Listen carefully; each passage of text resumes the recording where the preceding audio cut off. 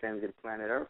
I am your host, Heru, along with my co-host, Selena, the Empress of 10,000 Years, Amor, Prince of Tears, Saga Aside, my brothers, you, the human families of the planet Earth, the Asiatic race, peace. This again is Super Heru Radio. The song you just heard was from the soundtrack mixtape album CD for the DS418, the world's most dangerous comic book novel. You can check that out at www.darkspool418.com. And for the album, the soundtrack album that was done by myself and my partner / wife, Selena Miguel Cordova L, under the name Team Cordoba. Under the name Team Cordoba, you can holler at me at houseofel. And then we in. I definitely want to say peace for everyone, and peace to those who have been constantly grinding out and not falling victim to all of the okie doke. What we got to do the knowledge to, a lot of different things popping off, of course. But mainly, I came to a realization, and I wanted to share it with everybody real quick. I really am starting to really think that if this beast didn't have help, he would have been off this planet a long time ago. Meaning that if they did not have organizations like Sigma Pi Phi or Alpha Kappa Alpha or the so-called Boule organization that we wouldn't even know about existed unless we was in them or unless we was privy to that divine information. If it wasn't for people like, again, the Boule Dakota, the ultimate Boule Dakota, brother Steve Coakley, blessed the dead, we wouldn't even know that this enemy even existed. What's sadder still, though, is that we still don't understand the very nature of what this man was able to reveal to us about this situation. And more so, we have no aspect in our community that totally deals with the protection of our own people. You can't be protected by the NOI if you're not in the NOI. I'm sorry, you got to talk a little low. You know what I'm saying? We created a situation has occurred or is starting to occur where those of us that start peeping game with that, specifically when the Boule, and you start to really do the research on it, you would see that this is an organization that, and essentially, was not necessarily Masonic in its tradition. We'll say that they wanted to start it back around the time at Elegoo Yale. But the actual beginnings of it, like I said, will go back a little further, I would say, into the course of the Civil War, dealing with something that was called the Cooper Gang. And the Cooper Gang were a group of so-called colonists who were working in league with native translators, meaning Moors, interpreters, who were basically running the first, let's say, intelligence spy ring up and down in New York, up and down the East Coast, specifically against the British. And those boys, whatever, did so good, you know what I mean, that those tactics or whatever were carried over, right? So there wasn't a real intelligence organization in America on the American soil really after that, after the Cooper Gang. One really didn't appear like that until the time of what they call the Pinkertons. And because the Pinkertons were basically like a clandestine organization of gentlemen from different Masonic lodges that all happened to be working together in the so-called newly crowned federal government, this was a way for them to culminate international information through these so-called brotherhoods and societies that were then all trying to find ways of representation in this newly formed United States government. So based upon that and based upon these trials and tribulations that we as the people were going through internally, certain deals and things had to be made in order for us to get into a better position to be able to secure some sort of legacy or future for us, as the fact that our country, Alamatacanos Estados, began to become fractured based upon the propensity of different foreign Moors and foreign kingdoms coming over here and treating with everybody individually instead of recognizing everybody as a consistent government. And so based on this, there was a huge effort amongst our own people over here. There were a lot of people who were in league with some of these other people. But see, what we have to understand is when we talk about the British and things like this, remember, this Treaty of Peace and Friendship that everybody big up that came out in 1786, not the one in 1787, but the one in 1786, between the Moors and them, basically it was a great treaty, but you got to understand what side of that treaty you're on.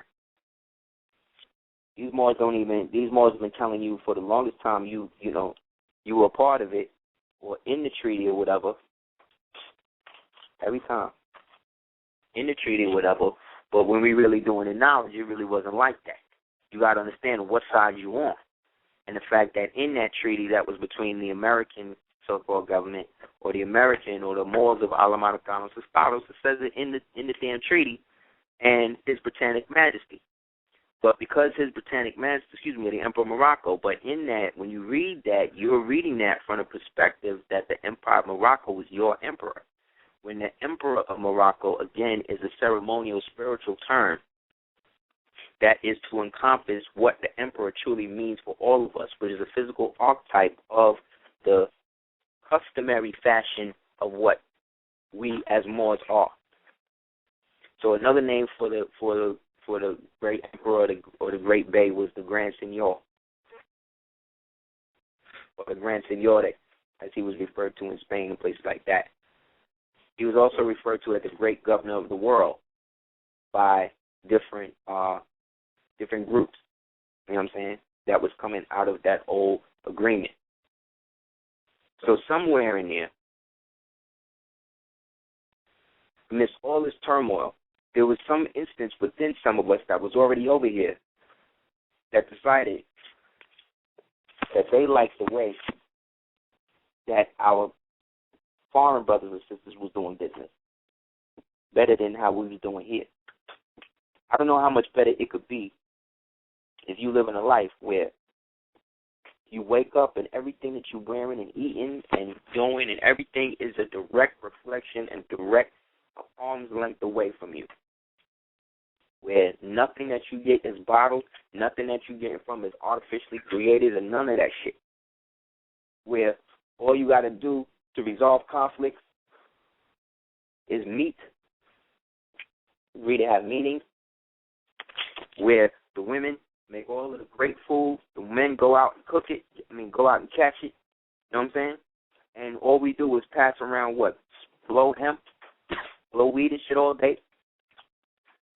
You understand that this is the Garden of Eden, or this lifestyle that we was living, meaning the fruit in the garden. That was probably some of the best living that people from other side of the world ain't never seen and ain't never been around since. And that caused a great amount of envy and anger, you understand? And there were certain nations that peaked this early, like the Haudenosaunee, right? Also known as the Algonquin. They peaked game early. But what could they do when the head of the chief's daughter, she winds up deciding she wants to raise up this Caucasoid and bring him into the family, which was being customary. Because remember, a lot of these colonists and stuff, these people were basically criminals. They was fugitives, right? Puritans, puritanicals, understand? They were under the jurisdiction. They were the Perigenus Albanus Gauls. They were under the jurisdiction of the British Crown. The British Crown was there itself under the jurisdiction of the old Mystic Turks, and the Mystic Turks was under the jurisdiction of Al-Moroccan Empire, and the Al-Moroccan Empire was under the jurisdiction of Al-Marakanos Stados, or Al-Maghrebia Al-Aqsim, or Al-Maghrebia Al-Aqsim Al-Sheikh-Mexim, which is where we at right now. So there's ancient contracts and treaties and things like that that deal with you as a Moor all over the planet, with nations and groups and governments all over the planet that you don't even know that your ancestors even set up for you. But if you are dealing with a Moor from the basic perspective of just dealing with, let's say, a temple, right, that is acknowledging you domestically. But that does not give you any domestic immunity for nothing. This is why Moors get beat up. Because to them, you're not international. One thing Steve Coakley told us and taught us about this Boule thing is that the Boules are only international. Whenever them niggas try to go, are only domestic. Whenever them niggas try to go international, that's when they take them out, right? So look at what happened with Malcolm X. As soon as he came back from Mecca and all that, took him out. As soon as Martin Luther King started talking about the Revolutionary War, took him out. The Vietnam War, took him out. As soon as started Whitney Young started talking about what the government was doing internationally in terms of their hedge funds and all of that, took him out. As soon as Ron Brown, right, started taking them trips to Croatia and all of that, set up some little hedge funds and all of that for your man Slick Willie Billy Clinton, took him out. As soon as what's his name started talking all of that international shit, Michael Jackson, as soon as he started talking about I'm a Muslim, I'm working with these Bahrainian niggas, I'm going with that, took him out. See what I'm saying? Same thing. Unfortunately, same thing with Khalid. He came into the Nation of Islam, right? But halfway through that, he realized what was going on based upon how he was divinely prepared coming up under Idi Amin and them, and you already seen the game. You already peeped game. Remember, they peeped game. They showing you what's really hood, who's really running Europe, but you don't really see it. They made a movie about Idi Amin called The King of Scotland, right? And at the end of the movie, what you see these Moors in kilts, right, marching up and down Uganda. Why would they be doing that? So the first thing you think, oh, look at these niggas trying to be like white people, right? That's if you understand that the Scottish people were always what they want to believe, make you believe they were, which is Caucasian or phenotypically Eurozoid people. But we know that ain't true because the true monarchy of England, well, Al-Ayan was hijacked from the Scottish when they stole the Spoonstone and brought it back, so that way they could declare their kings on that. And then because they were still dealing with the bleached out aspect of the amalgamation process which was the custom of those Moors in Europa, based upon the predominance of white slavery in that region amongst Moors, they basically got bleached out. You know what I'm saying? So when we really look at it, we're talking about stages in which when we started to, in a sense, fall out with each other amongst each other, this dude started coming up. And in the process of that, he had a lot of help. You understand? Because if it was just it by itself doing it to you, these people would have been put out of control. They'd have been, if it was just, let's say it was only Caucasian people in the world and as a front, like when they was Nazis, they was just moving against everybody in the world, they'd have been done. See, they got us thinking that in the 1400s and the 1450s, 60s, 17s, and up to the mid-1800s, let's say Reconstruction, that the majority of people in the world was Caucasian. And these Caucasians that ain't never been nowhere in the world was able to go everywhere in the world at once to lock it all down. So these are people that believe that because the phenotype of, let's say, Portuguese people today is something that looks somewhat still in Spanish, that's what the Portuguese people were.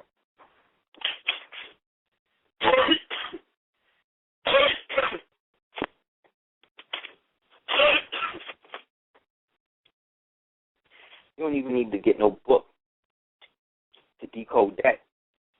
You don't even need no encyclopedia to disprove that fallacy.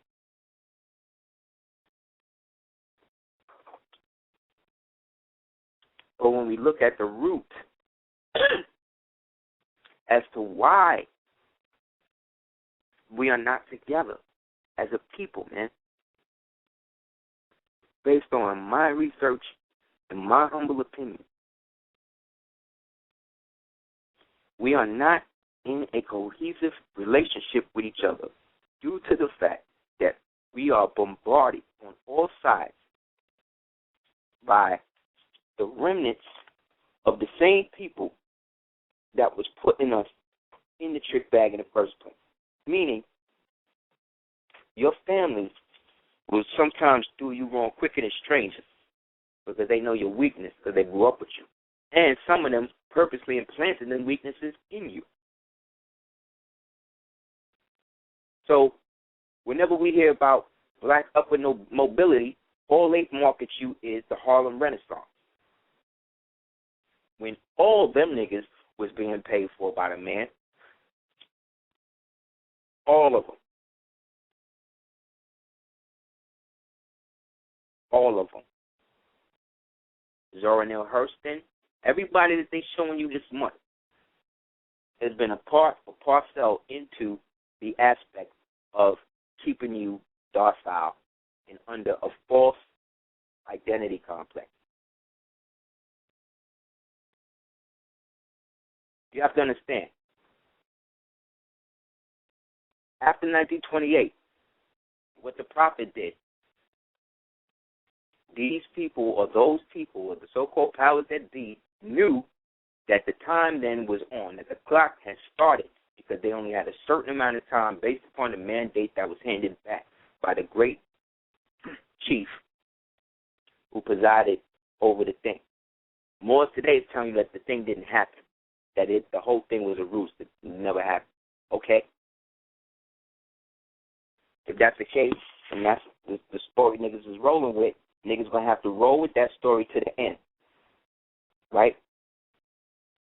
So what this also did was create a power vacuum in the world. The League of Nations, what they talking about, the League of Nations, was actually the thing that the Moors was basically getting ready to get behind through Noble Jew Ali and his connections through the Asiatic Brotherhood, which was the antithesis of the Albino Brotherhood. See? There's the great Asiatic Brotherhood, and then there's the great Albino White Brotherhood, right? So the white ones who was being nurtured and sucking at the teat of people like Blavatsky and Alice Bailey and Annie Besant and Eddie Baker and all of these so-called daughters of the American Revolution that had descended from white women who had been sold into slavery and had been given as payment to Moors by Moors, also on behalf of other Caucasoid males who were trying to gain favor with Moors. So they would have their daughter or their mother or whatever, and to help their family move up from serfdom, they would sell the daughter or give the daughter off to the Moor. And hopefully the Moor would then buy the baby, buy the white woman, and raise her up as one of his favorites. Right? And then because we didn't deal with color as a constriction, it might be possible one day for that child to grow up and become a nobleman, you see? Or, well, maybe not become a noble, because to become noble, you got to be Moorish. You could be royal, you see what I'm saying? But to be noble, you got to be Moorish because the nobility passed through the pops. Okay? So, in that, they decide to have these babies, and these babies then get raised up and then put in a position for everybody to be on, right? So this becomes the structure of court, or the court. And the court then initiates this tactic to then perpetuate or to create the state of whatever nation or whatever it's going to be. This is how a nation can go from being called Gaul to one day being called France. See what I'm saying?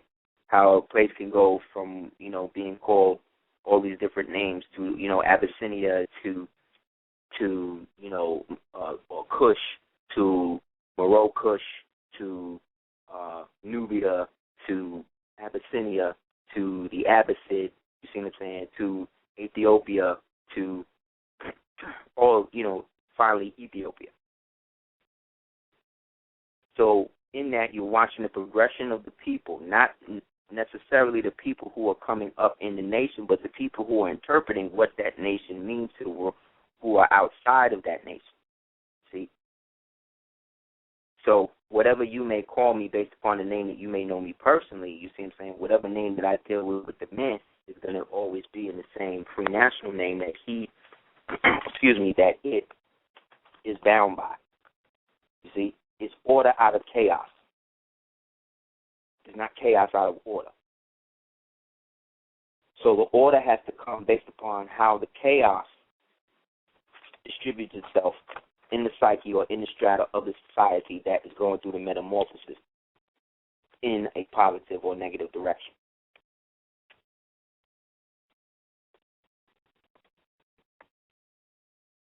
So, because there was more of us physically in the world, something has to happen to be able to take control, and then this is where the division comes in based upon the race and the caste and this and that, or from the jealousy of the fact that maybe over there, everybody over there was fighting to be one king, over here, everybody was kings and queens.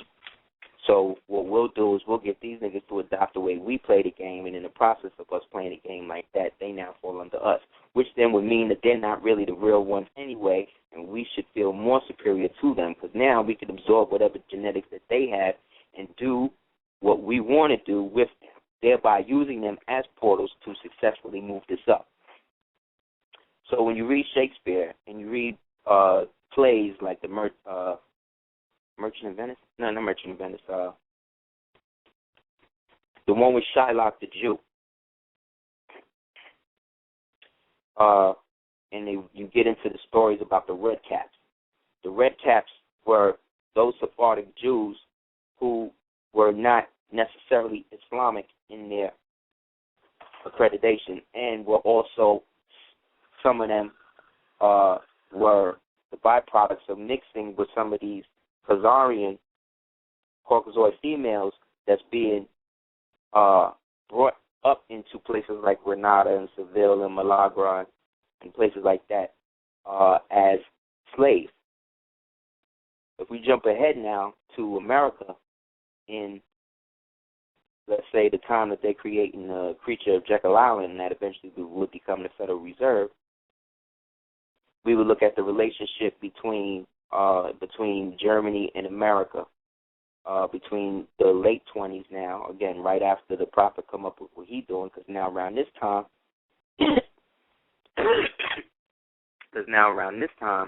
they're feeling they're about to go into the Civil War thing. And now the whole thing is now going to get switched up in terms of the owners and the masters. So now a whole lot of history got to get rejuggled and redistributed, and a whole lot of people got to get off. While those who chose to be a part of that were some of the people that were already here. Again, autochthonous Moors and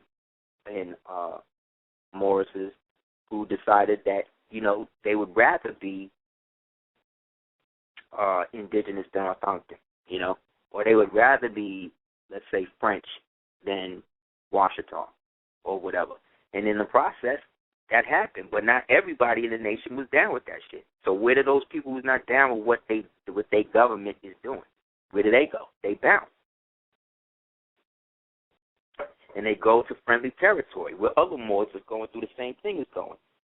So now these Washita Moors start to mix back up with these Cherokee Moors that's now feeling it, and this eventually leads to a giant confederation, and that union then is perpetuated and carried across the waters in that. So the white boys want to tack on to that. So they ask that they can add on a provision that becomes the independence of the colonies and nominate George Washington to be their president, whereas he had to petition John Hanson Bay and Osiris Griffin Bay and these people over here to be governor. To be, he was to be an officer in the Continental Army. But the Continental Army means the entire continent, right? But remember, the war was basically going on between who? England, England and United States. But there was no England in Albion during that time.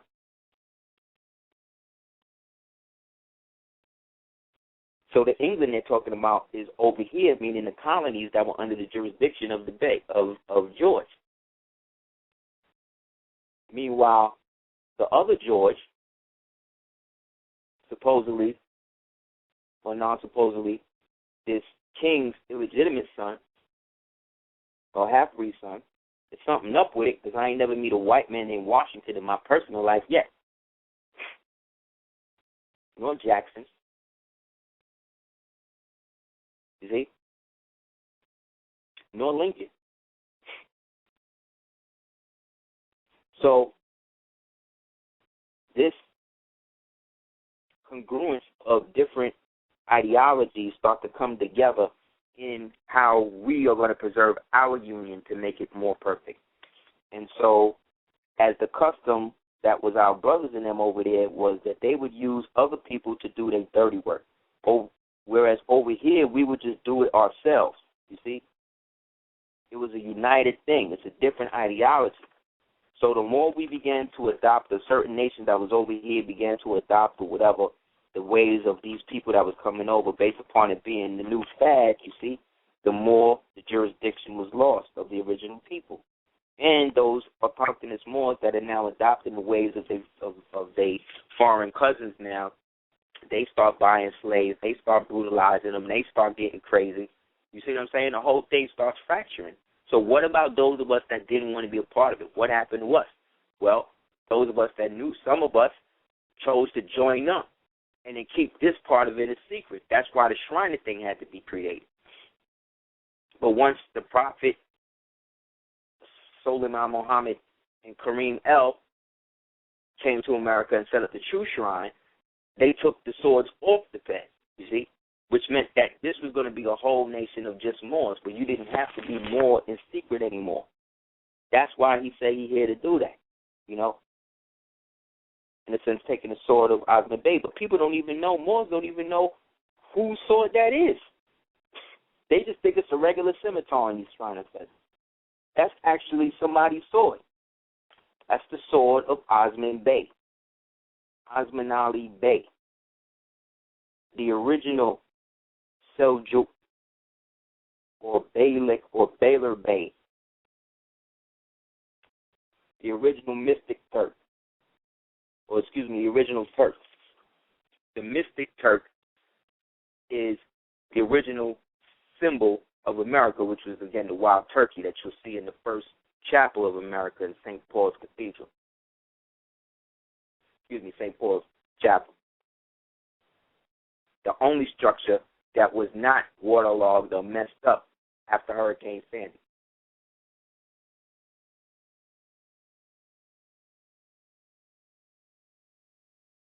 Osman Ali Bey is the original Turk that led to eventually the assimilation of the Turkish Empire.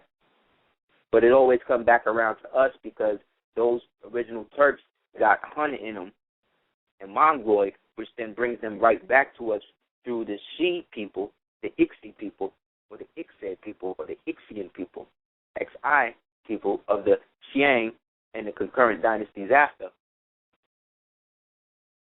before they went from Asian, their process went reversed, where they went from Asiatic to being Asian. You know what I'm saying? Through the amalgamation. But in that, they still maintain their language and their culture. So through the Olmec connection, we have a direct tie to them, and they to us. That's why they still got the red flag and crescent to this day. Both them and Russia, they're still trying to show loyalty to the old Moroccan or old Moorish Empire as the two dominant in the world, whereas the United States, that's co-opted the American Republic, is now in disarray. That's why when you see that picture of the Prophet in the office building on his birthday, January 8th, 1928, you would see that he had the 48th state flag on the left, and then on the right, he had the Moorish flag, but it's reversed. It's upside down. Because back then, he was there to correct the order or the disorder that was amongst the Moorish community. After 1928, when the American flags were supposed to be flown or whatever, they were supposed to be flown reversed, where the Moorish flag was upright and then the American flag was reversed. Because now the United States government was isolated in its annexation policy, foreign policy, by disrupting the rest of the world to spread the white supremacy on behalf of the anglicized British and Vatican domination. So it's the Vatican, Britain, Australia, United States. But now United States have moved up past everybody else. But because they bluff in everything they do, because they don't got the really money to back it up, the only part of the government, United States government, that really is having money now is the military-industrial complex. That's now trying to replace the Federal Reserve and loan the United States government money in subsidies, which is why they have to cut so many social programs. You see? But this relationship that was concocted was basically blessed by those descendants of those Boulets who were allegedly patterning themselves after Yale. But remember, the Yale societies was patterned after what? The Thule Society. The Thule Society was patterned after the original Black Sun Society, which was not its real name, but that's the name. That's the name in English.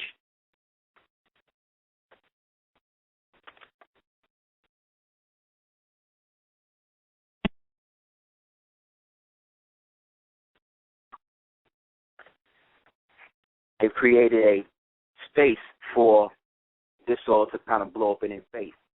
But it all, again, started back then. Because as our empire, the Almoravian Empire, fractured, the Turkish Empire took over.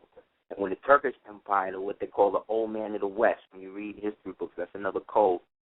You got to always be transliteral when you read. You got to be able to look at what you're reading in a bunch of different ways, in a bunch of different levels. So that way, if it don't make sense to you this way, look at it from the other perspective. If it don't make sense to you that way, keep looking at it from different perspectives. Eventually, you're going to find one that works for you. But the time in which you could go and prove something to everyone, right, and everyone agree on that is done.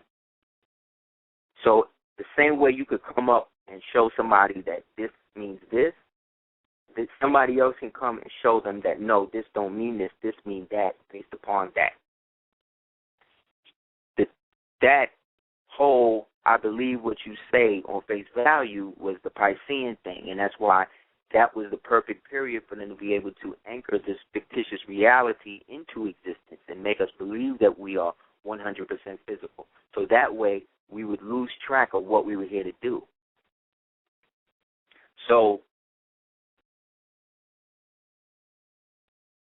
the relationship between the blacks and the Jews, and its fundamental relationship, really there's no such thing as a Jew, right? But Jew is being used as a cover word for Hebrew, and Hebrew is a cover word for Hebidu, and Hebidu is a cover word for Canaanite, right? Which is then Moabite and everything else. So Moorish science culminates all into one in Islam, houseofel master, based on your interpretation, whereas their religious doctrine is strictly ordained for one purpose, and one purpose only, to interpret what these things say this way. To get into the real aspects of it, you got to go to a side mystic order, again, where you deal with Sufism or Christian science or Christ science, Sufism, any other transcendental type of order. So after the relationship and the creation of the Federal Reserve, and they start to implement the New Deal, after they make sure that a way out for us is created through House Joint Resolution 75, we then look to the perspective of renationalizing ourselves and reinvigorating our infrastructure as Black Americans, because at this time there's still two different economies. There's our economy, and then there's the one that they're keeping us out of. You understand? There was Black millionaires way before, Church, the first Black millionaire Church, who again was a boule. There was billionaires before Madam C.J. Walker, but they just was millionaires in places like Black Wall Street, you know what I mean, or the Black South, right? In the so-called Black America, you see, which in a sense became a place, or what they call colored America, in which these people who knew that some who knew or remember who they really were, but was now functioning through straw man capacity to be able to get by and still maintain shit, still had to abide by the fact that most of the people around them, 85, was being trained and brought through the arts or brought through the educational programs. So after the sharecropping thing broke down, the first thing the white man decided to do was then, boom, get the situation to create the segregated schools, make sure that our schools was horrible and his was great, because there was still two different governments. So technically our government was supposed to be paying for our schools. But when our people started to march and all of that for civil rights and equality, that started to shut a lot of us down. So whereas people like Shuttlesworth and Vernon Johns and them was talking about real nationalism through economic renewal, right, and upward mobility, urban renewal through upward mobility, economically, with a nationalistic mindset, we had the opposite now, the sharecropper, house nigga, boule niggas that's there on the other side now creating what they call the Rhodes Scholarships, right? Or the first black man, Oscar, I believe his name is Oscar Flipper, the first one who was sponsored by Rockefeller and them to go to West Point. His father was boule, you see? Because this relationship that was created, I would say, around the time of the Boston Tea Party, where these Masons told they Freemasons, white brothers or white slaves that was coming up now going to marry into their families, that if they do these rituals for them, they would allow then the G7 laws to be consecrated here. So to do that, they got to get on the boat and try to find it and look like the Moors who own the boat. That's why they couldn't get on it if they was white people, because back then white folks couldn't get on no boat nowhere themselves. They had to have papers with them. Only Moors could get on ships freely like that.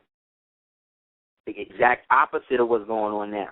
That's how you know it was like that, because this society is a mirror society of how and why the Moorish society became.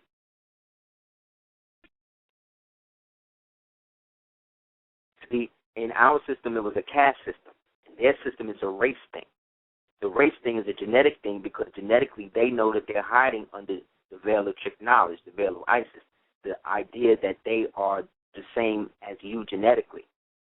They are hiding amongst you as regular so-called human beings. But a human being is, but what we perceive as either a black, white, brown, or quote-unquote yellow, if you want to be totally divergent of politically correctness, black, white, red, yellow, right, person on the planet. Those just represent four aspects of what humanity is. Well, what then is the Neanderthal? Isn't that an aspect of humanity? Well, no, because they're saying that the Neanderthal is a totally different species now than anybody that is not Caucasian.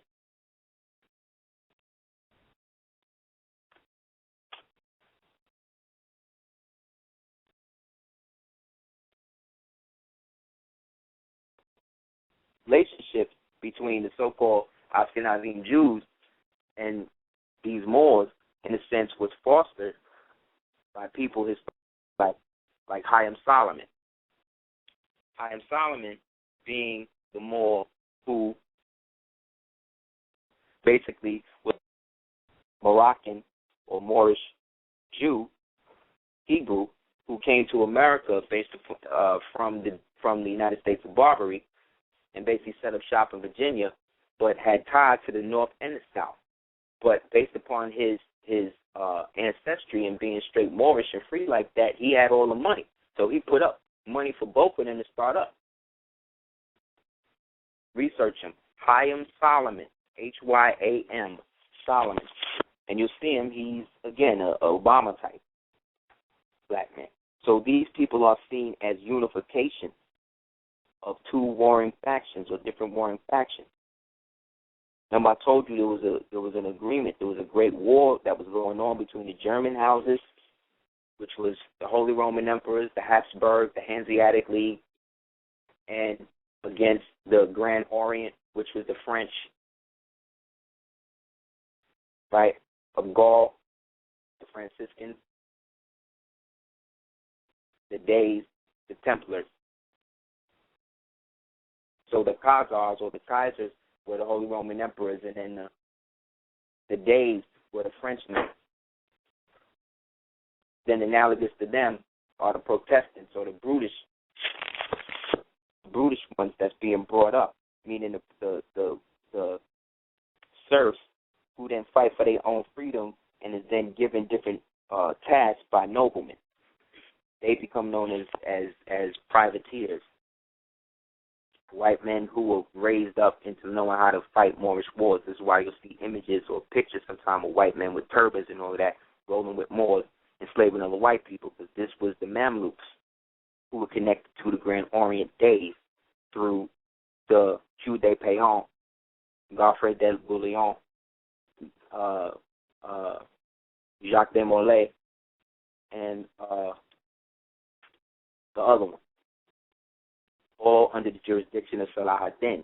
Because what was supposed to happen was they was going there back to Jerusalem to act like they was trying to come back to the faith. And so when they got there and didn't act like that, Salah ad-Din gave them terms to get out. They didn't get out, so he had to put them out.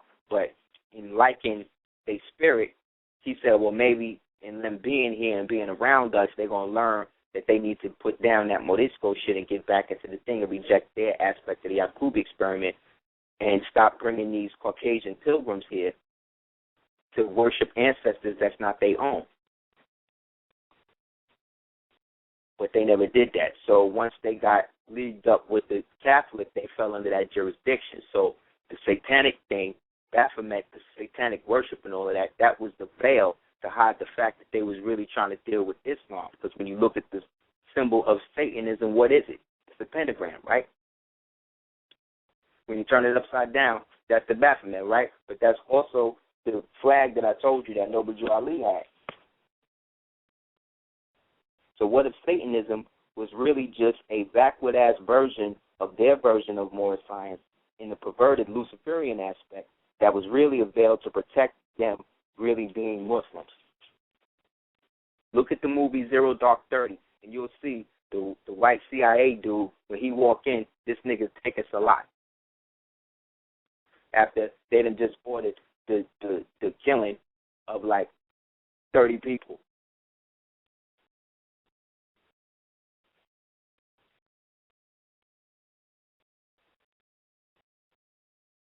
There's a lot more going on, and some people got the eyes to see for it. And they looking at the cloud for the trees, they grasping the tail of the elephant and telling everybody that they got the whole thing. And it's not like that, because this is a layered fashion. You're more refined. What I'm talking to you about is a genetic fact. So what I'm doing is consolidating the information in a through line without a PowerPoint or without being in front of you. So you got to use your visual imagination so then when you go back now and corroborate it with actual facts and writing down the notes that you take, you'll then see how all of it gels together.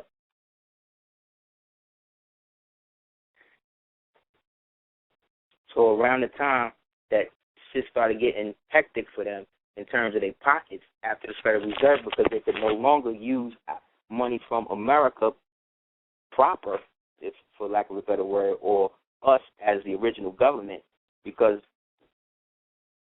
all of that was now taken back by the prophet at this convention. So by 33, they got to make the new deal, and once they make that new deal, they're now in a position to be fully Europeanized. But that period was the freest they ever been. You understand? So now everything is being veiled as us is being veiled as something else. So the death cults like Skull and Bones that's based on all of that stuff is all coming out of the system of the Austrian-Hungarian Empire, and the people who ran that was the same people who was running Russia, and those people was Moors. Look at Abraham Petrovich Ganibal. Look at Tsar Nichols.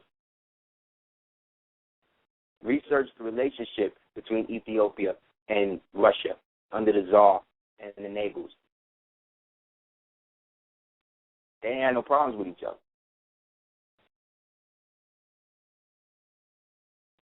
Remember, the Russians worship the Black Madonna. I'm not talking about the Stasi, KGB, Americanized Russian Federation, meth Russians that's killing and doing all the shit they doing now, running the mobs and all that now. I'm talking about the ones that was there up until Gorbachev. Whereas the younger generation are the ones that's now coming more in contact with their culture through us over here as Moors, putting all that shit we be putting on Facebook, showing them the verification of where that's coming from, meaning that we're connected, meaning we're despised by the same people. So around that time, in the 30s, the Boule thing is working concurrently now with the white education thing, and they start to take or use what Du Bois came out with, which is the talented 10th, which is the 10% of the so-called vulgar black masses who are intellectual enough to deal in semi-full conversation with the white man.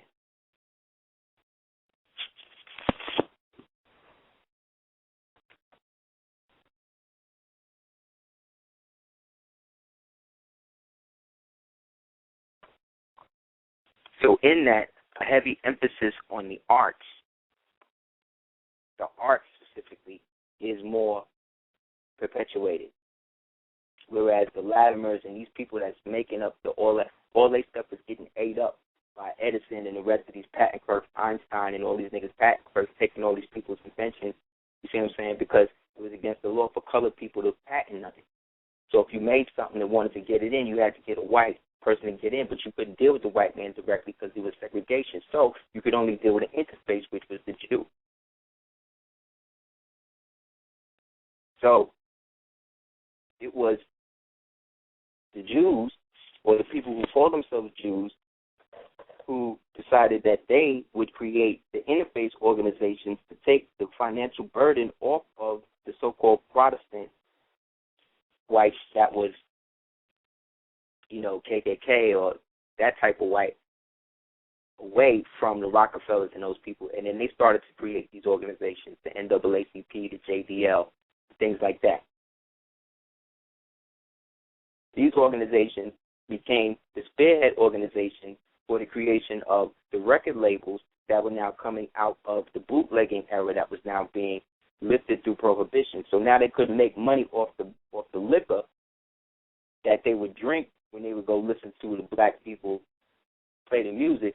So what they decided to do was, now that liquor was legal, to make money off of that, but then to also create record labels to then take control of the artistic aspect of the black culture, to then make money off of it, and then use that as an interface with the higher so-called Protestant, Caucasian, WASP type white person. While at the same time, they're funding, using banks like Harriman Brothers and Goldman Sachs to funnel all of this money through, making them then complicit with the same Nazis that they were fighting against in World War II. So the Boule, again, created the perfect interface for them then to monitor those of us in the community that was really doing something for black people that would threaten the so-called establishment. But they are then too high to deal. Remember, they're the talented 10th. They can't deal with the basic dude. So according to our brother, Steve Coakley, peace be upon him,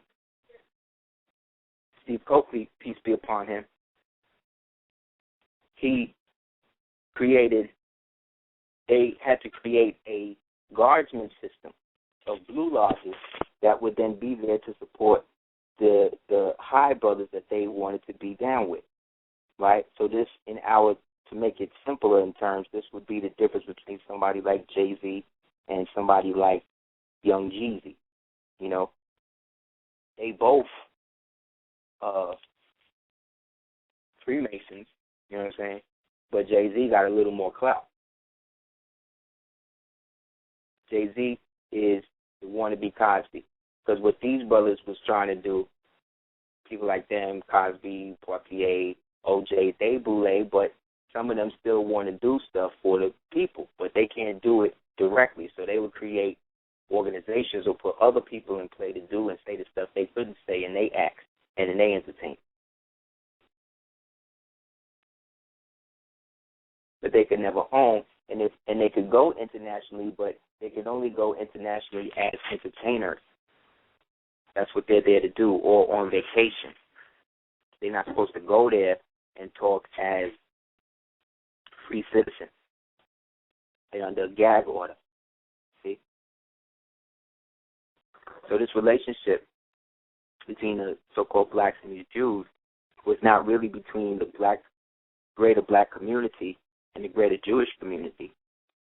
This was not really a thing between both of those people, because when Du Bois created this assumption, just like when Darwin created his whole thing, this just became the academia that was now justified, that they could use to justify the treatment and the system that they were seeking to impose. See, he did not bring that to us, to the people of that time, to really build on that, because the channels that the people were going through to hear people were the channels that Noble Drew Ali and Marcus Garvey and Daddy Grace and all the rest of these people was doing. He said Garvey went up in NAACP and went up in there and see nothing but white people. And he walked out and said, I don't believe my eyes. You see? You cannot have an organization dedicated to the national birthright and inheritance of Asiatic people, right, with that organization being predominantly run by people who are not Asiatic. It's not going to work.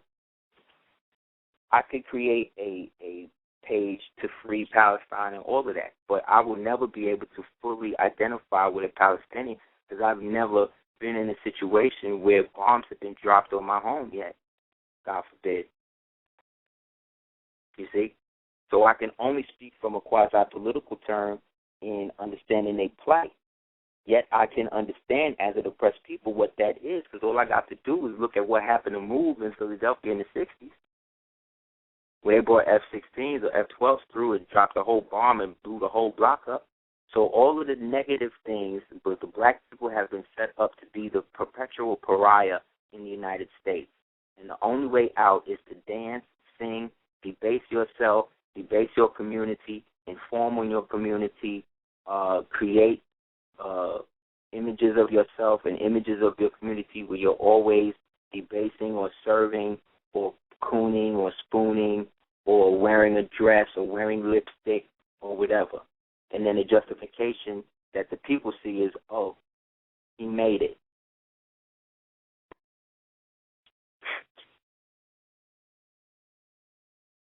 Yet some people want to do that.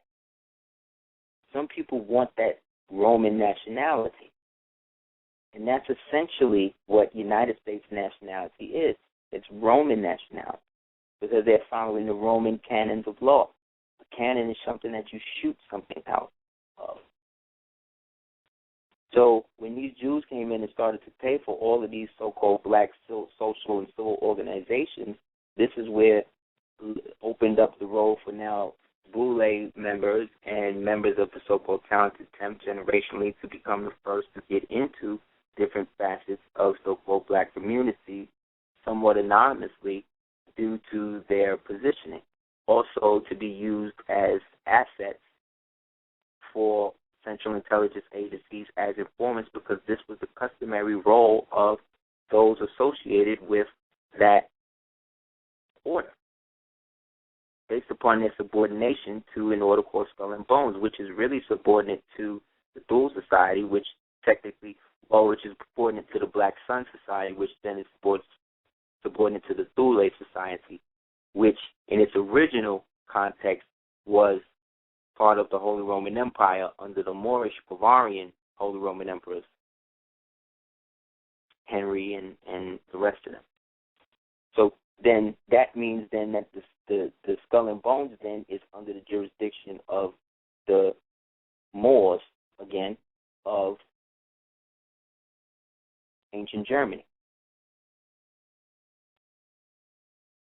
So this puts a different complexion on things like the Ku Klux Klan and different things that were said and sayings that went down, and different relationships that seem to exist today, and why certain people get caught up in stuff and certain people don't. You know what I mean?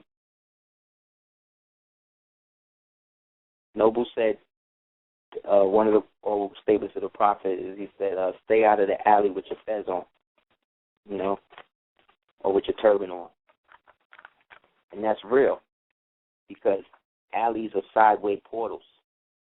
So side things happen, So you just got to be prepared. But that also represents the parallel of the dualistic nature of America and the United States, or Americanos, Estados, and the United States of America.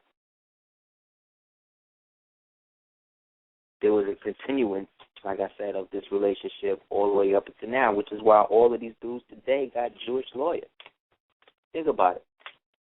All of these rich people all basically have Jewish lawyers or African lawyers, no real traditional ones. And if they are basic, let's say, American ones, they're usually Boule or Prince Hall affiliated, because this is the crop that they pull from. The only way out is to make an example of yourself somehow. But there's a positive way to do that and a negative way to do that. Because nobody is in a position to do anything, because nobody is standing steady, firm on anything. See? When we live in a perpetual system of double talk and attorneys, or turnkeys, and lawyers or liars, this becomes a system that was foreign to us. That's why we're at such a loss sometimes when we first go to court, things like that.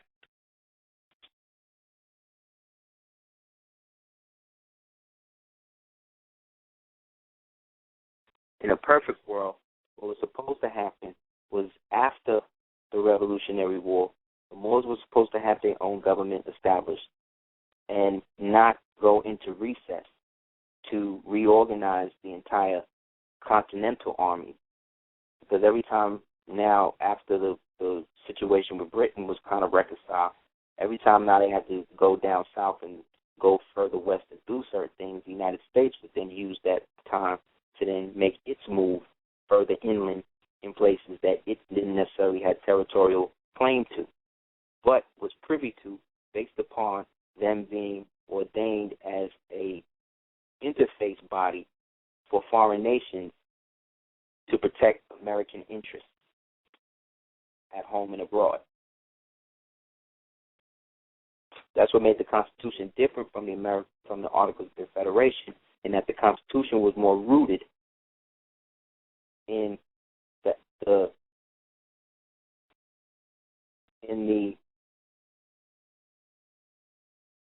physical, whereas the Articles of Confederation was just as physical, yet it was dealing more with the free inhabitants' rights. That's why you, as a Moor, do not use the Constitution as a means of defense.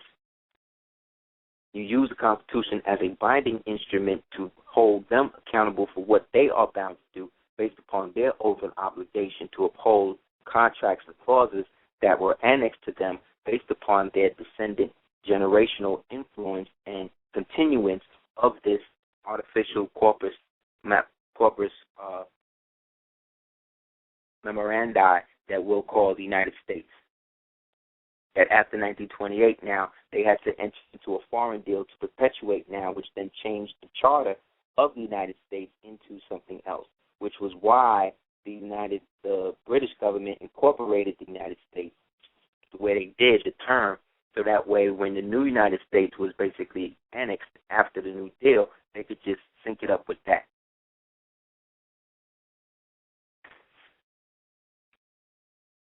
So these perpetual statements, or these perpetual terms that will say all apply to you as a Moor who is manifesting a specific nation that has already been recognized congressionally. So to have a nationality card is different than having a temple card. So total immunity only comes from what is professed. or can only come from what is professed, not assumed. Because the only thing assumed about you is jurisdiction and criminal.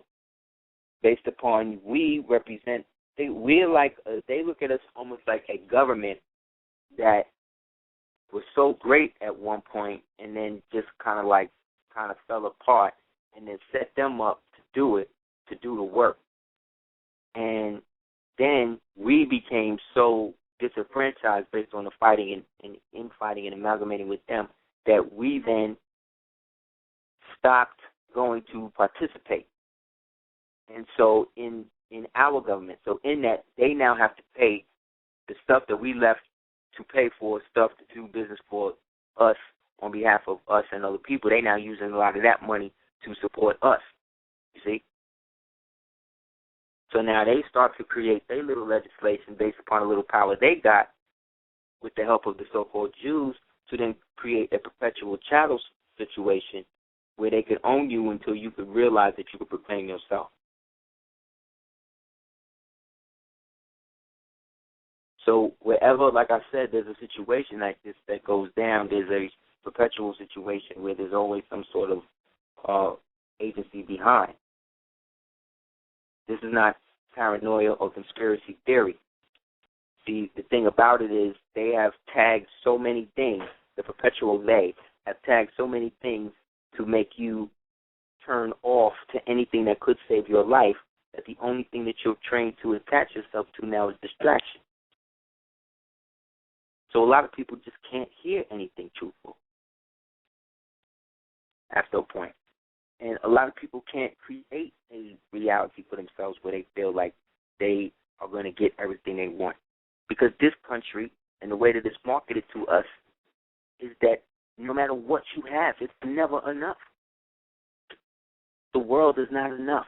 Die another day. A quantum of solace, meaning not even a second of peace. This is 007's work. And who was 007 in history? Oh, he just happened to be John D., who is Queen Elizabeth's astrologer, who allegedly was a Christian, but happened to know a lot about Enochian magic, enough to create a grimoire that they use it today in the Templar alphabet. You know what I'm saying? Like this is the trick that they've got everybody on. And so because it's in movies and because it's in books now, and because you'll have Caucasian people dressing up like you now it's acceptable, but it's not acceptable when you do it. Why is that? How is it that you could co-sign Moors who, I don't know, yeah, I think so. Yeah, you cannot create a system where Moors or people with knowledge feel like they're supported if you're not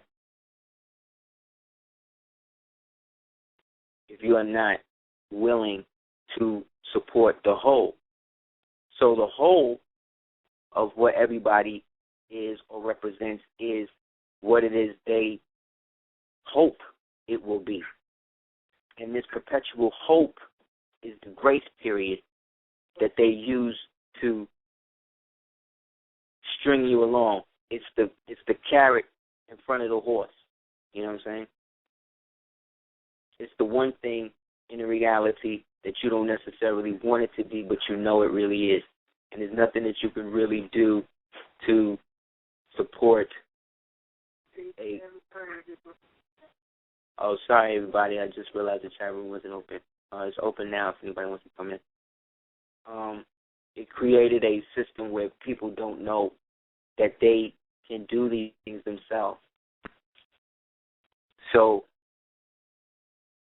artifices and justifications are created out of people's own perpetual disdain for the fact that they don't have what you have or what they feel you have, whatever that is. But what we really know it is it's always covetous. It's like I don't know. Sometimes you could be The better you are to people, the worse they turn out to be to you. Or the more truthful you are with them, based on how you peep game, the more now they don't trust you. Like me and the Queen, we ain't never slept with nobody else or whatever else or whatever. Or nobody else's woman or nobody else's whatever. But if I give a woman a reading, you know what I'm saying, then niggas take it like how they want to take it, you know. And this is what I mean, is that everything we've been trained to see what really is as not that, and what not that as what really is. And things like vendetta and things like misunderstanding, these things are perpetual in our community based upon the fact that we have not fully rooted out the evil, man. And it's evil. It was an evil idea to pattern an organization after an organization that actually raised the bones of their own ancestors and their own foremothers and the children and the great kings and queens of our dynasties that raised them out of being trolls into actual human beings and what we would perceive as Cro-Magnon or whatever.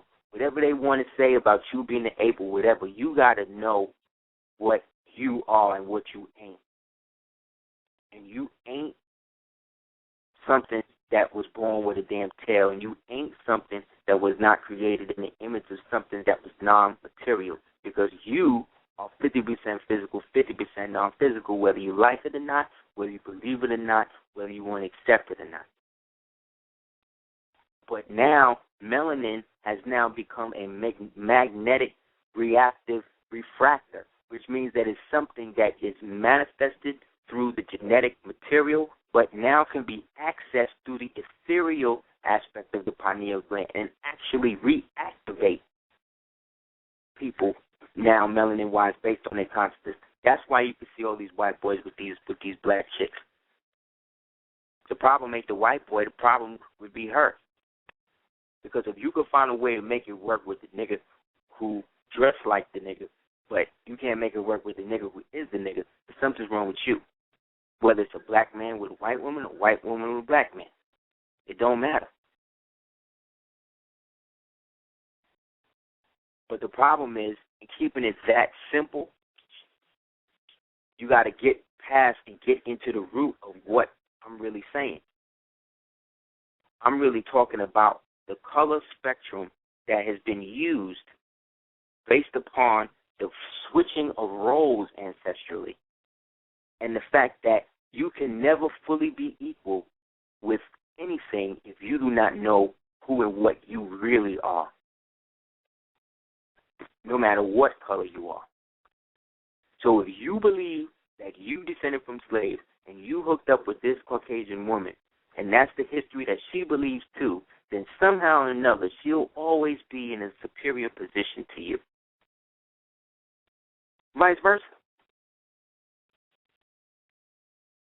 So where is the equality? The equality comes in based upon how we deal with that. And the only way we can deal with that was by getting to the root of that. And to get to the root of that would then mean that we would have to agree that it was the perpetual stance between groups of the corporations that are running the world today. All you got to do to figure it out is go to the head of all the corporations, make a list of them, and then go to the beginnings of who founded them and who started them, and then research those people, and then research their families. And once you research their families and those people, then look at what their families and the people under them created, and you will see the network and how it works. It's very simple.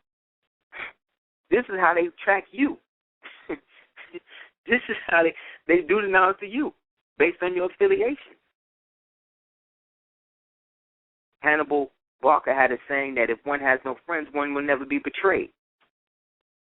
One should only have allies, he said, or aiders. That's real talk. They just now admitting he black.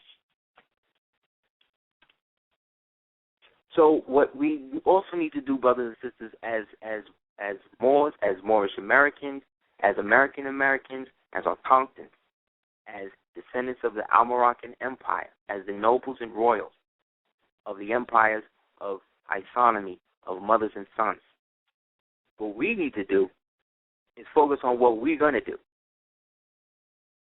And if you are using El and Bay and all of that, right, then really, really investigate that. And don't rely on the temple to do it for you. And don't rely on DVDs to do it for you.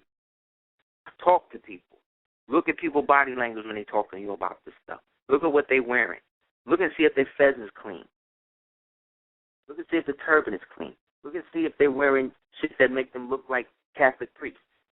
Like, really do the knowledge to who and what's around you, what's going on. Because they'll show you who they with off the top.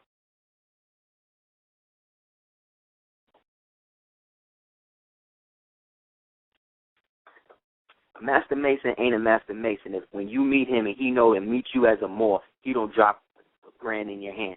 That's the deal. That's what's supposed to happen off the rip based upon the secret degree, the honorary degree of the Corsair. And most of these niggas don't even know about. This is what the white boys is hiding from them. But the white boys know the science of it, but they can't really get it to the knowledge of it because then they got to acknowledge you. But guess what? There's white Moors out there. And then you got black Moors supporting these dudes. What are these dudes doing to help you in your temple?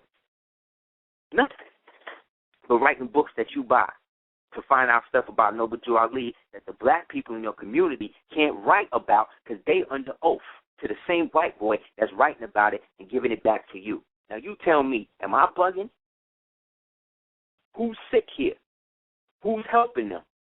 Like I said, if it wasn't for aspects of our community, this so-called talented 10th, this syndicate, this so-called boule, this entity, this animal that hates itself so much that it entered into a pact with another aspect of a race that hated itself so much, the so-called Jews, the Ashkenazim specifically, who entered into this agreement that they would then perpetually misinform their own people, both the Jews and the so-called black people under them, both under misnomer designations, both being herded and led by the different secretarians that are all agents of the same beast, which is the United States or the United States of Churches, the 501c3. So I'm not saying all Moorish Science temples are 501c3s. I'm not saying all churches are. I'm just saying that most are.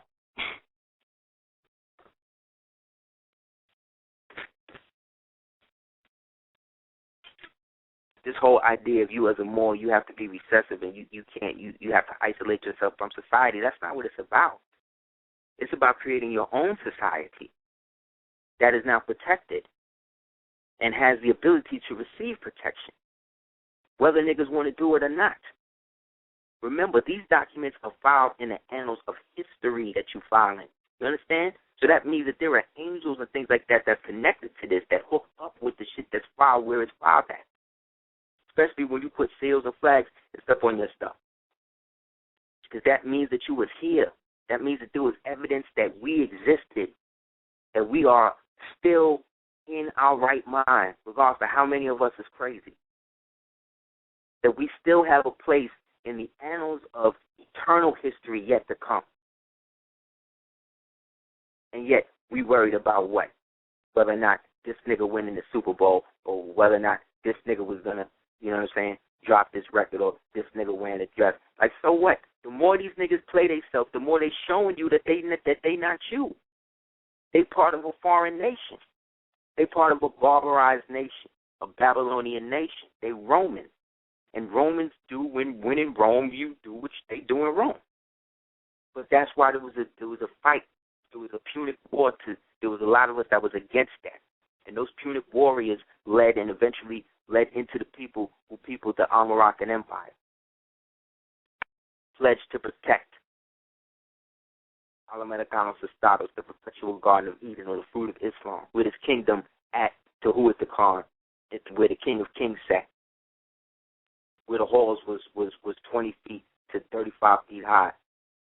Where you see images, where you see small Moors talking to giants. That's where these people still was at. But it was equality. And those people had to go. You understand? There's a whole aspect of that history that these Scottish Rite niggas is hiding from you. And then the above stuff that's hid from them is then in the order of Memphis and Mizraim, or the order of the Trapezoid, which you got some of these black men dying to be a part of, literally, not even knowing that all they got to do is be born from birth. That's the big secret. That you're going through all this satanic shit, all of this birth, all of this baby eating and ritual sacrifice and double dealing and messing up your family and not being there for your community and all of that, to then find out that Baphomet was really a symbol for Muhammad. And that really had nothing to do with the devil. It was really about Capricorn. The skeletal system, representing into the 33rd degree in the vertebrae. You being able to raise up as an actual human. From being an, again, Neanderthal troll type being. But now look at all you've done. Look at all you've had to do, had to witness, had to turn a blind eye to. Is it worth it? We don't think about the eternal weight of the soul and what that means to us as men and women, because we don't look at ourselves as men and women. We look at ourselves as black people. You see what I'm saying? The difference, man. Today, it's obvious that you definitely ain't your color anymore. You dig what I'm saying? So it's not even really about, when you talk about nationalism now, you talk about being Moorish, you gotta understand what that even really means. Most niggas don't even know that. They don't even really know. And they will never know if they're sitting there under somebody else telling them. It's supposed to be word of mouth like this. That's why you got to do with private classes and radio shows and different interviews and, public gatherings or, semi-public gatherings and things like that. Because they're not realizing what was done really in 28. They're now trying to deny that even happened. So now you're seeing a reconstructed history manifesting in your present. And that's cool, man. That's what niggas want to do. That's how free I am in it. Like, I don't feel I need to defend the prophet or anybody else. The work defend itself. You think I give a damn if my world is going to change? Like, somehow I knew about Suleiman Muhammad really keep it real, 2003. But back then, I was around these devout, Christian type Moors, and they was worshiping this dude like Noble Joe Ali, but not even understanding what he and these manifestations represent. And the eternal vehicle of what we would manifest or talk about as time. So one way to avoid or spot what we would call infiltration or family infiltration of this are, different signs to look out for. Favoritism, whether it's based on skin complexion or sireship, meaning like, who your father, who your mother was. Some people have different fathers, with the same mother. And then, the mother don't be with, none of the fathers and stuff like that. Sorry. None of the other stuff. And then you have, generational favoritism where the grandmother or whoever may not like this one. So she'll, lock this one in the closet, but then this one can play with all the toys. So like that. That's definite signs of programming.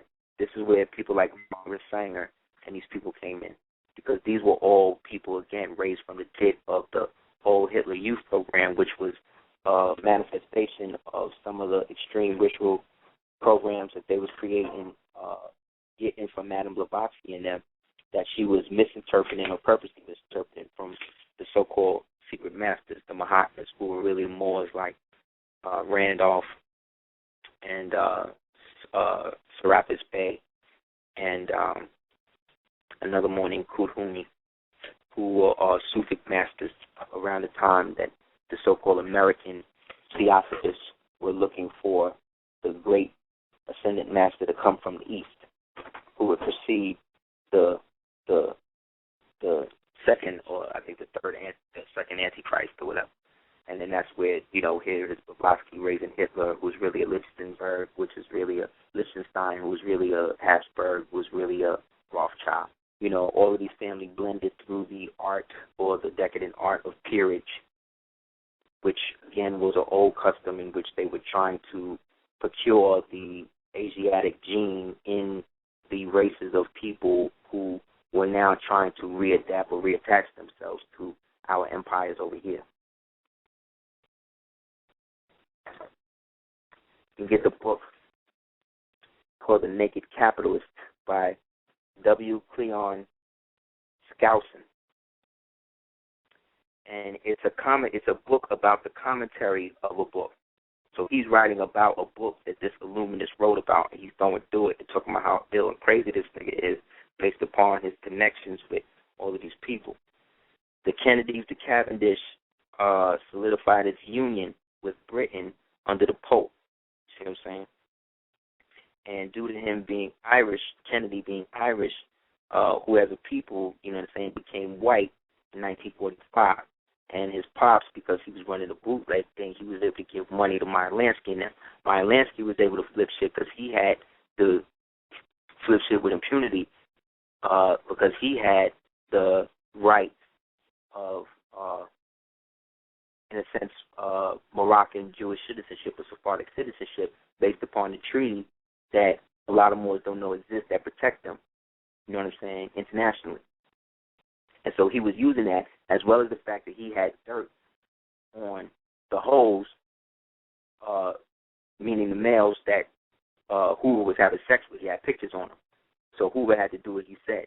So in that, this is what allowed him to make the deal with Hoover that he would go into Cuba, set up the businesses, and in the process of setting those up, use those as fronts to find where the original charter was at. Because by this time, they had already got rid of most of the Moors that was connected to Cuba in that aspect. Meaning those people that remember that the actual convention went down and that the United States was no longer welcome in that. That's why the Russians, they could let the Russians come there and deal with them and treat with them directly. That's the difference between Cuba and somebody like the Caribbean islands that had a chance to all join together between 1957 and 1961, but they messed it up, where they was trying to create a confederation where the whole Caribbean island was going to be one like empire with different kingdoms. But, political infight and boule shit came in there, knocked that down. So when you read this book, he talks about subversion of the American education. Remember I told you, after the white union labor societies were created, they then created the educational system that would create a outsider complex amongst black people. They sorely disenfranchised black people because our government was not paying for any of our legislation anymore, so black people would have to get things as refugees or as 14th Amendment citizens, integrated, naturalized into the United States chattel, right?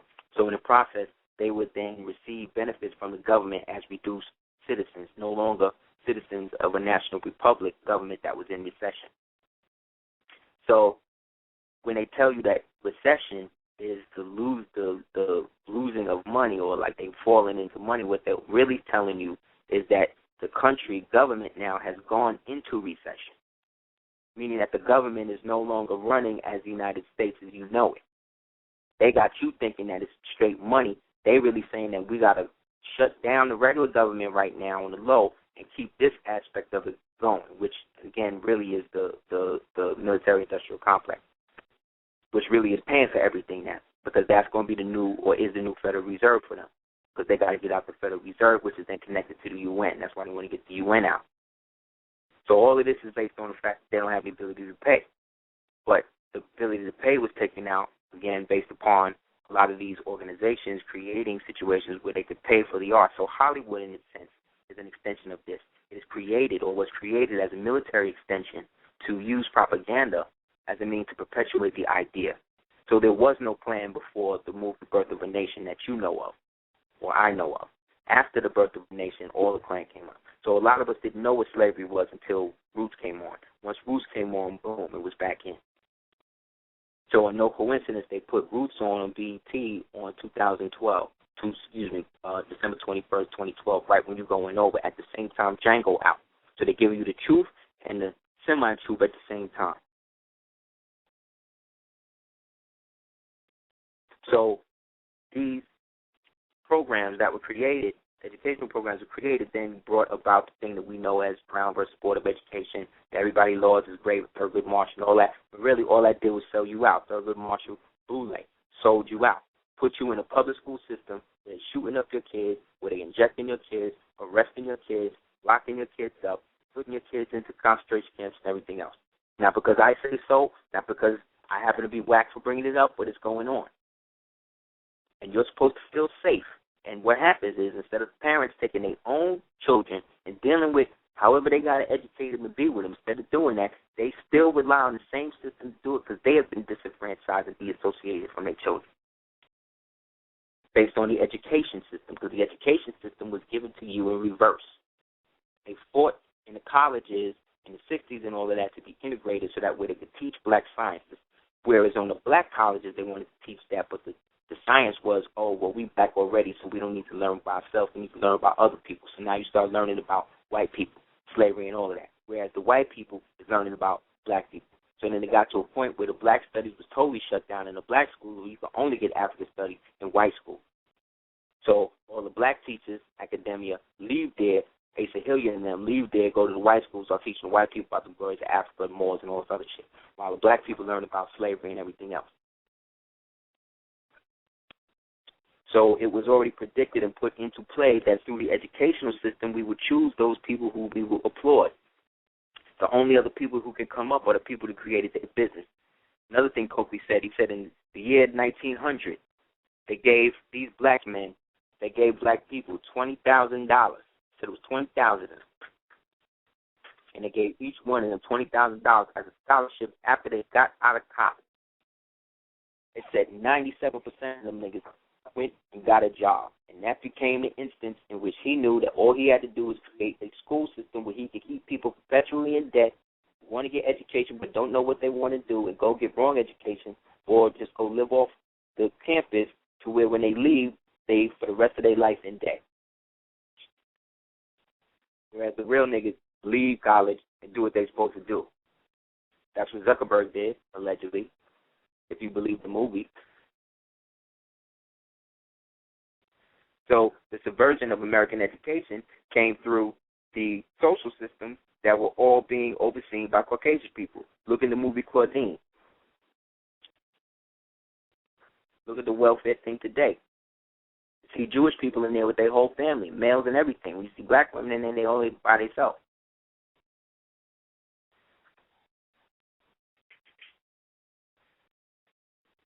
Now, this doesn't excuse white poor or what people perceive. People who call themselves white, people call themselves black or whatever, just don't exclude them from being poor, being oppressed, or whatever else.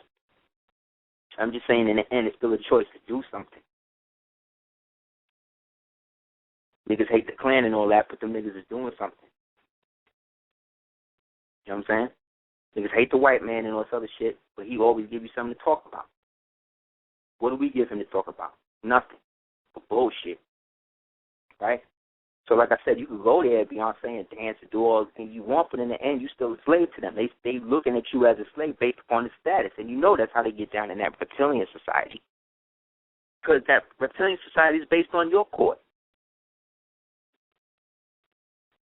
So through the educational system, again, through the Kennedys and all of that, through the liquoring, through the creation of the arts programs and unifying that with the school system and taking that money and kicking it upstairs, they was able to then create the new education that would de-educate you.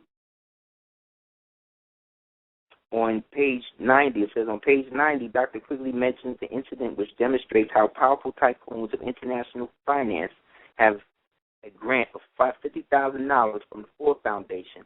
Later, Jones was attending in New Jersey, what was in New Jersey, the Canaanite Temple, right, while helping lead the 1967 riots at Newark.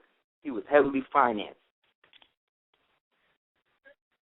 So, again, niggas acting like they ain't got no money, but really, they in the fight with you, but when the real writer go down, they to the side because they got something to protect, that hedge fund that the man giving them.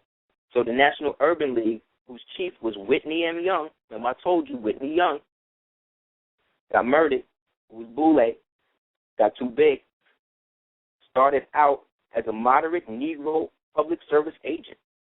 But when it came out against nonviolence in favor of black power, the League received approximately $2 million from the Ford Foundation. So that means anybody that was kicking black power was getting money. Floyd B. McKissick, Stokely Carmichael's associate in the Black Power movement, obtained $175,000 from the Foundation for Anti-White Racist Organizations, CORE. A year later, 1968, the Ford Foundation gave CORE $300,000 more, as well as SNCC and the NAACP.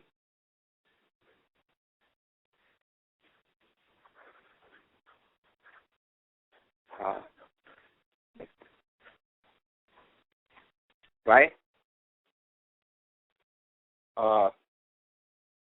When Walter Reuther decided to unionize the welfare and the OED recipients so they could bring greater pressure on the government to ensure increased stipends, the Ford Foundation initiated the program called the Citizen Crusade Against Poverty with a grant of $508,500. Always fives. Repeat that. 5,008, 5 and 8 is 13. Also, 5 and 8 flipped backwards is 85. You know the 85%. 500. Reuther is the man who took on a trading job in the Soviet Union and wrote back to his friends, carry on the fight for a Soviet America. It's a book, Black Bolsheviks, that has aspects of what I'm talking about. And I think there's a new version they got out where they talk about your man Frank Marshall Davis in it and his role in the Revolutionary Socialist Act that they was going on in producing the white daughters of the revolution, a.k.a. white prostitutes, for a lot of the black revolutionaries to hit up. Now, at the same time I'm telling you this, I'm not trying to discourage people from admiring the work that they did that inspired the people. Because that's part of the game. They do got to give something back. But what they give back is not enough for you to do nothing with. And that's the rub, right? So the Council on Foreign Relations gave $151 million. The ADLAI, Stevenson Institute of International Affairs, got $1 million to go down the line. So the Ford Foundation, like I said, was key in the aspect of granting a lot of the funding money that eventually went into organizations that were calling for the destruction of the government. You see, the seal indictments that these dudes got, where they all got hit with Trading with the Enemy Act, like they hit Prescott with, but you don't hear nothing about. For some reason, his son was still able to run for president, right? So Stokely Carmichael being an asset, and Eldridge Cleaver being an asset, you know what I mean? And the Gentlemen's Incorporated being assets, Karenga and them being assets, you know what I mean? It all creates this system, again, Boule system, that is almost clannish in how it deals with the ascendancy of black people. On the second page, it says McGeorge Bundy accepted his new assignment with the Ford Foundation as very serious business. He soon announced that the militant black revolution was the first of the nation's problems. Bundy's solution was to pour vast quantities of funds into the hands of professional black revolutionists. In New York City, one of the foremost firebrands in the violent racial riots that have plagued the metropolis has been Milton A. Gallimanson.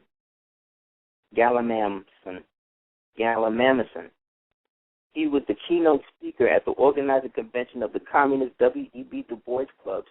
In 1967, Bundy authorized $160,000 to underwrite Lamson's revolutionary work. A black revolutionist was one that had to be stopped at all costs. So they're saying they're stopping him in one aspect, and in the other hand, I'm telling you, they're giving him mad money. So what are they really doing? They playing the white man. But where they learn that from? Didn't I tell you that you would send each other's sons, trade each other's seeds? That's why they got the mother against the father and the child in the family now. The only one, the one that's treated like a savage in that is the poor white trash and the black woman. Look at Halle Berry.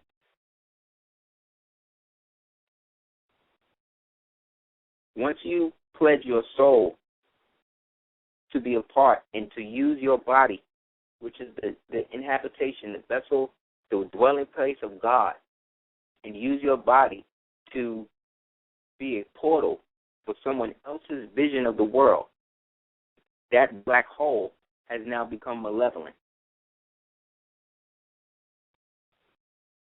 And that's where a lot of black women are.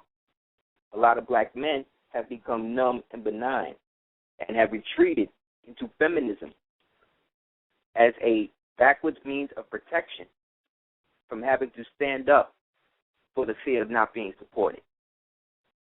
The archons ain't going to deal with this.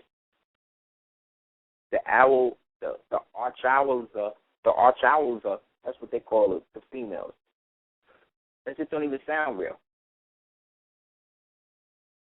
But they throw the owl in there to get the Moloch in there, because that's the god that they're working from. But when you look at the image of Moloch that's painted by William Blake, it's a black god sitting on a throne that with white angels around it. He's wearing a crown, sitting on top of a burning altar with bodies in it. But again, this is the Blake version of, and the Illuminist version of what came after the Great Convention at Wilhelmsbad, 1782, where Illuminism was given a formal place amongst the so-called old Moorish Masonic houses of Europa that came out of the True Harmony Lodge, or that was culminated in the True Harmony Lodge that was to be Grand Mastered by Angelo Solomon, the Moor.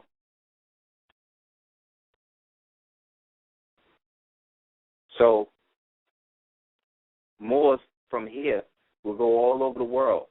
So when they say the Prince of Morocco, the reason why you can claim so much is because there are no laws in the world that says exactly how the Moors of the entire empire dealt with each other. So there's no law that they can use. They can use the Kingdom of Morocco, but you're not a part of that. That's actually a part of you, and Morocco is under a whole other country as a protectorate. So this don't mean that black power or Kemet power or Nuwapian power, these things are not or were not needed. But I think we should put them into a general context and understand that what our people are lacking is the support of a central idea. You know what I'm saying? The elders that was putting in the work in the trenches, the Coakley's, Dawood's, the big mans, the C. Freemanells, you know what I'm saying? The Valentines, the Hemets, you know what I'm saying? These people that awaken whole generations of us. It was not necessarily, or is not necessarily, their responsibility of how far we should be. So people should start bashing what they call YouTube lecturers and that, because that's another COINTELPRO aspect of you downing your own people that have an opinion. At least these people, regardless of whatever they say, at least they're getting up and saying something about what they think is going on. And that should mean something, whether wrong or right. So once you get to the concept and understanding that we all ain't supposed to make it, then you can allow yourself to make it and support those that's trying to make it, however they're trying to do it. That's why the Panthers used to say shit like black power to black people, white power to white people, because Sun Tzu said, rejoice for your enemies. Rejoice for them when they do good as well as bad, because then in rejoicing from them, you remove the fear and allow the gift of providence to be bestowed on you by them. So by action, their deeds become your victory. So natural equity looks at that which should have been done as done. And if we're going to deal with equity, then we're going to deal with natural equity. So whatever I deal with is going to be natural equity. So if it's a house, it's going to be a real house. It's not going to be a paper house that you have the right to have some sort of connection to once I pay for it. Because according to the stipulations that the Ashkenazim is using, they are using the Sephardim aspect of the consulship that they can run and be special agents of their government as in a religious context. That's bid off of us. So if they could do it, why can't I do it? I can't do it because I got niggas that's already in the police force, that's already in these things, that are bred to think that I'm crazy because they hate theyself, and you know that for the fact that they have allied themselves with an aspect. But this don't mean that everybody that's in that hate themselves to the point that they ready to kill you. But there's some sort of hatred that you got to work out.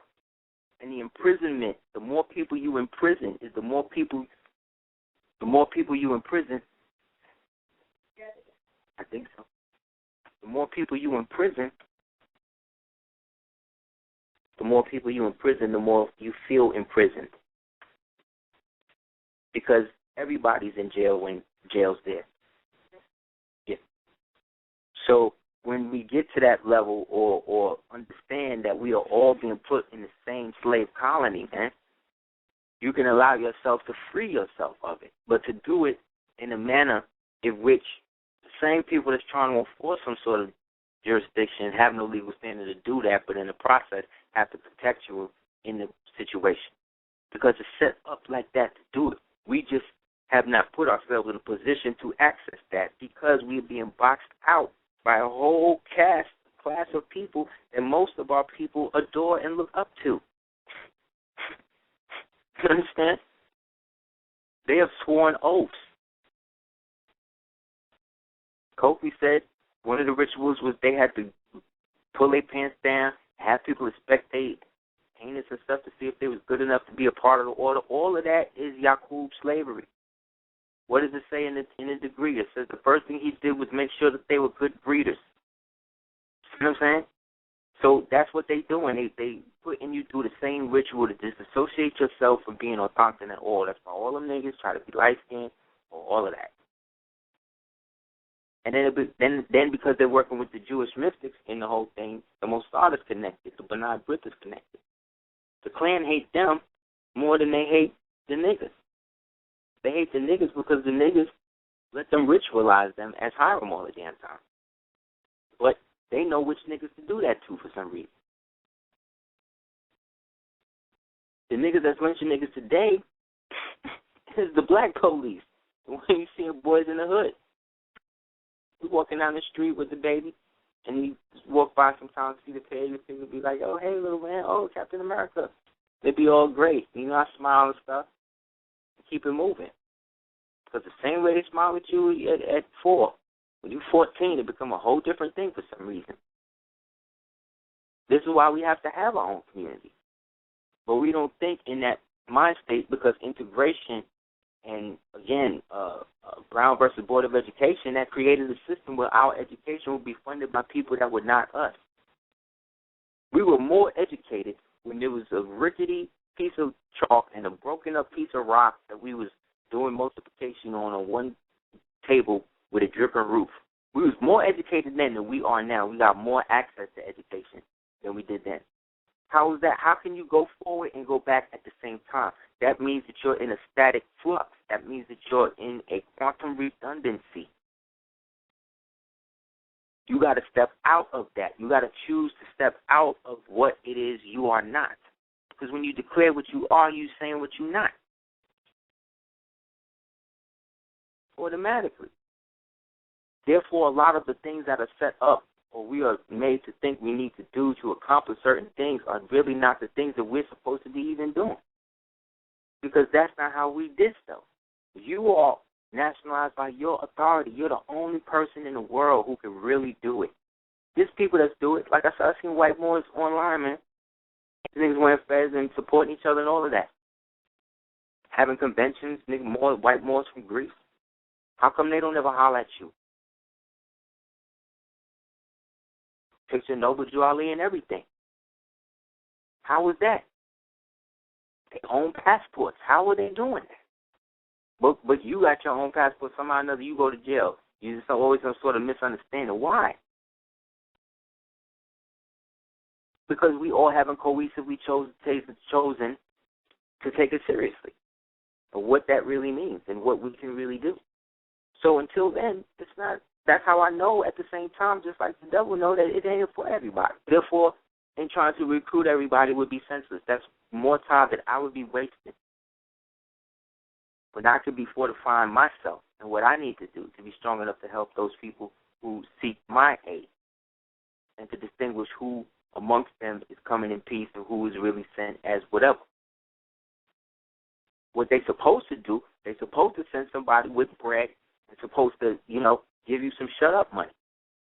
And then what you're supposed to do is double up whatever that price is in that bag so that way they give you 2 to 3 times what it is to stop talking about a certain thing. That's negotiation. That's an aspect of war that we, as black people, have not understood. But when you watch these white movies, that's all they do. They be at war, losing millions of dollars to each other, cursing each other out, all of that. And at the end of the movie, they all shake hands, drinking, and just all of that. We don't do that in our movies, Men in Society. Everybody wind up dead. There's no way we could sit down and talk about working it out or whatever. That's pussy. That's not real. That's not G. That's not gangster. But if G really mean the G in the masonry, then who is really controlling this madness?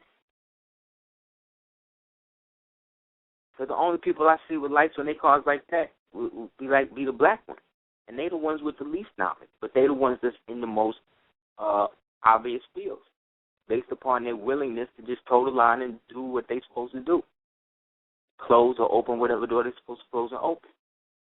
But because they don't help you or me in the traditional sense, and that means that they're not really what they say they are, you see?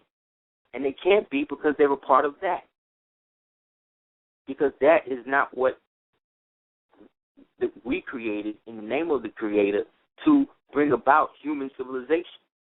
We were not meant to go through that form of dehumanization that they did to what? Prove that we're equal to them? You're proving now that you're equal to somebody who is already telling you that they have no soul and that they're savage and that they come from caves, and worse, that they were, Neanderthals with 2 heads and tails and all of that.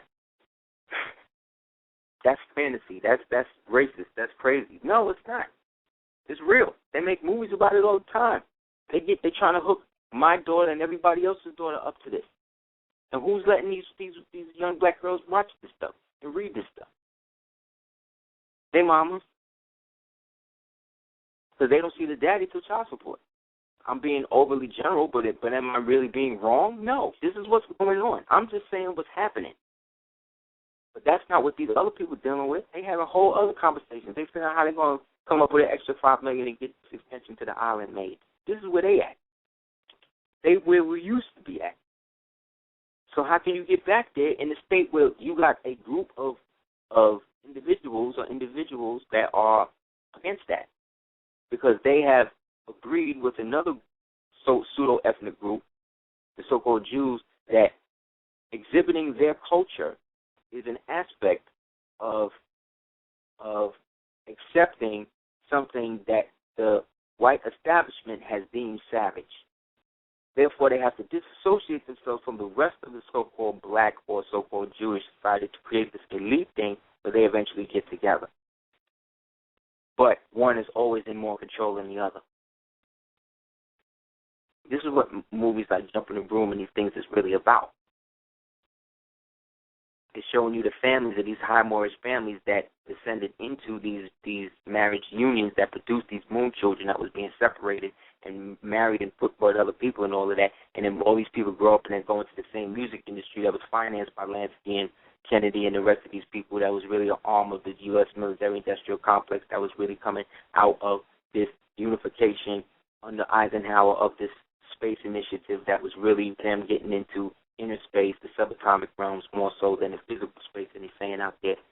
All of that remnant of Moorish science and the Almoracan Empire that exists within each one of us now untapped.